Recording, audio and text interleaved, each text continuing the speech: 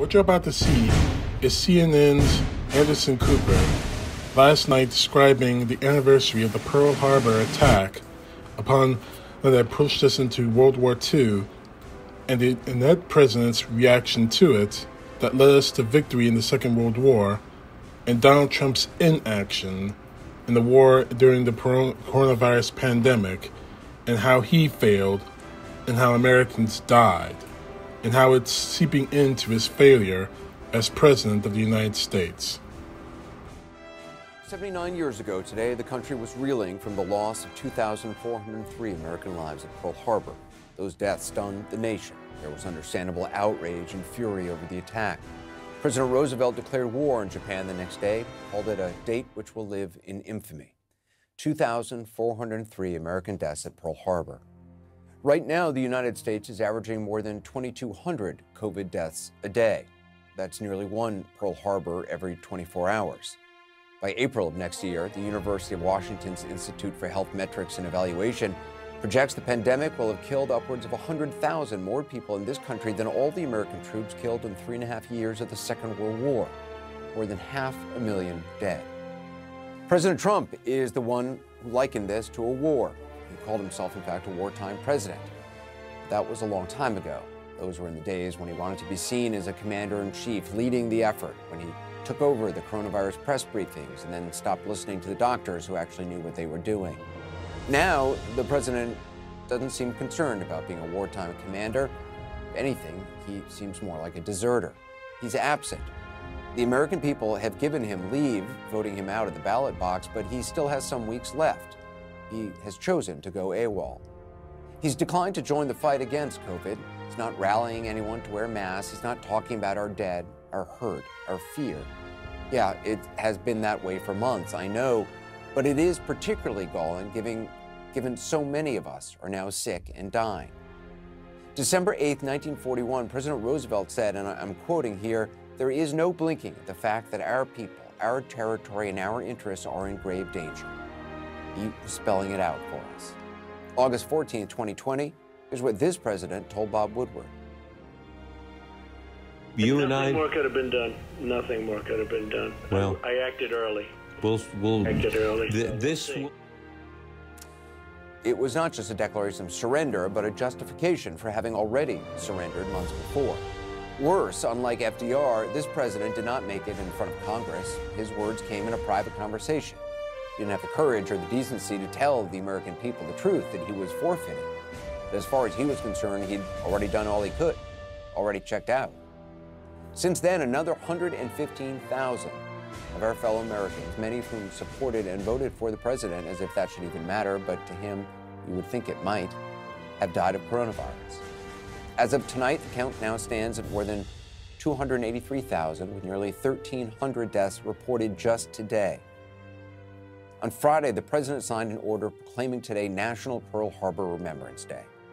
It reads in part, "We solemnly honor and uphold the memory of the patriots who lost their lives that day." He had nothing to say, however, about the 2,879 Americans reported dead in this country of COVID the night before he signed that proclamation. Nor did he speak of the dead at his largely maskless rally in Georgia the very next day. How many of them might have survived if more had been done, if more of us wore masks, social distance, if the president really was a wartime commander. Instead, he claims nothing more could have been done. And look at the shot there. See how most of the people behind him are not wearing masks? You may recall that is different than what you'd see when he was on the campaign trail, when he still hoped to get your vote before he lost the election. The campaign used to put people with masks behind him to at least pretend that they cared. In fact, they would give them masks often if they didn't have masks of their own. They were pretending to do the right thing. They're not even pretending to care anymore. It is now every man and woman for themselves. And look, that's the way it's always been with this president and the people he's chosen to surround himself with. But it's more clear than ever. As for the dead, the only dead the president spoke of were the ones in his fantasies about the election he lost. We know the Democrats will have dead people voting, and you gotta watch it. Dead people, you wouldn't believe how many. Sure, that's how he speaks of dead people. He speaks lies of fake dead people and says nothing about those who have died on his failed watch. He said nothing about the dead who might have voted if COVID hadn't taken them, nearly 1,600 deaths reported on Election Day. He and the people around him just don't care anymore. They are looking for other jobs, as we've been reporting, looking to see how they can maybe salvage what's left of their reputations. While the president is certainly pondering his next moves and raking in a whole lot of money to let him use as he'd like, by claiming it's going to be for his battle against the election fraud that never was. Take a look at a ceremony today at the White House, the Medal of Freedom. Hardly a mask to be seen, nor any distance to be had between the guests. The president, as you know, has boasted of being immune to the virus.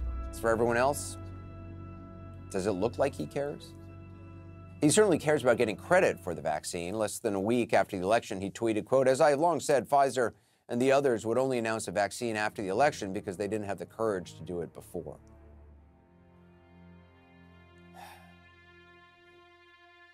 When it comes to the vaccine, which is as far as his interest seems to extend, late today, the New York Times reported that the administration in late summer actually turned down the chance to buy more doses from Pfizer, which would have meant more vaccines available on day one. The administration denies it. The vaccine could receive emergency use approval in a matter of days, but the president shows no interest in doing or even saying anything that might keep more people alive to get it. Certainly not helping the incoming Biden administration as much as they could. Not now, and perhaps not even up until inauguration. Not in August when he told Bob Woodward that nothing more could have been done. Not in April, months after he told Woodward the virus was airborne and far deadlier than the flu. So it's voluntary, you don't have to do it.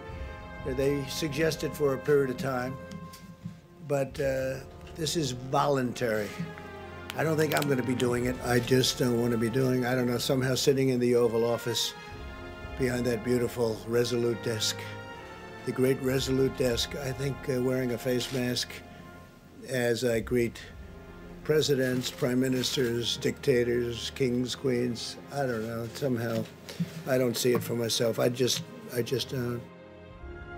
Doesn't look good. Huffing and puffing after getting off a helicopter after having left the hospital early after having COVID, that apparently is presidential in this president's mind. But actually just wearing a thin piece of fabric over your mouth and over your nose to protect others, that is somehow not something he can do. The self-proclaimed wartime president already announcing the terms of surrender in a war he never cared to fight because he could see nothing in it for himself. Not even the credit for saving lives just by putting a piece of cloth over his face. Nearly 1,400 Americans died that day, a fact alone which ought to live in infamy.